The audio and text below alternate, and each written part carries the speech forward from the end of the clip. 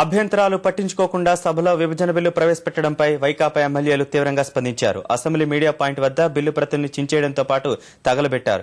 వారిని chief whip Gandra Venkataramana Reddy నేతృత్వంలో తెలంగాణ నేతలు అడ్డుకునేందుకు చేసిన ప్రయత్నం ఇరు వర్గాల మధ్య బాహాబాహికి దారితీసింది. పరస్పర తోపులాటలో వైకాపా ఎమ్మెల్యే శ్రీకాంత్ రెడ్డి కింద పడిపోయారు. ఓ దశలో పరిస్థితి రణరంగంగా మారడంతో పోలీసులు రంగప్రవేశం చేసి పరిస్థితిని అదుపులోకి తెచ్చారు.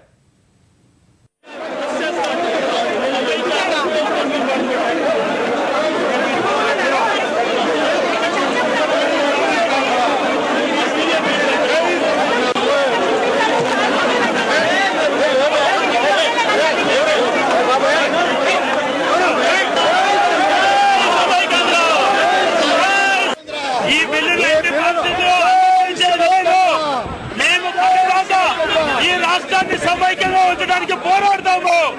ముందుగా ముఖ్యమంత్రి కిరణ్ కుమార్ రెడ్డి గారు, చంద్రబాబు నాయుడు గారు వాళ్ళ యొక్క పారిపోయి తెలుగు ప్రజలకి దుస్థితి తెచ్చారు. మీ కడదాకా పోరాడి ఈ రెజల్యూషన్ వచ్చేంత వరకు పోరాడతాము. ఈ హౌస్ రూల్స్ ని రెస్పెక్ట్ ఇవ్వకపోతే పార్లమెంట్ లో కూడా పోరాడటానికి అన్ని రకాల పోరాడతామని చెప్తున్నాం. జై సమైక్య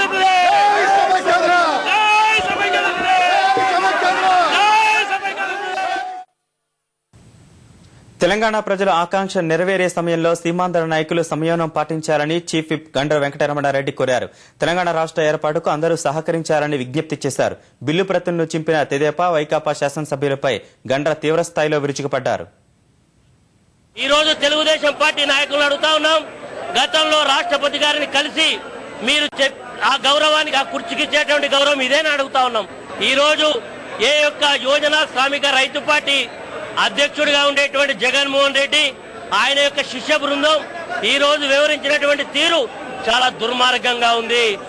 మరి ఈ రోజు పలు అవినీతి ఆరోపణలు ఎదుర్కొని ఆ అవినీతి ఆరోపణలను తప్పిపుచ్చుకోవడానికి కొరకు సమైక్యవాదం పేరు మీద అన్ని రాష్ట్రాల్లో ఉండేటువంటి రాజకీయ ప్రముఖులను కలిసింది. ఇందుకొరకైనా అని అడుగుతా ఉన్నాం.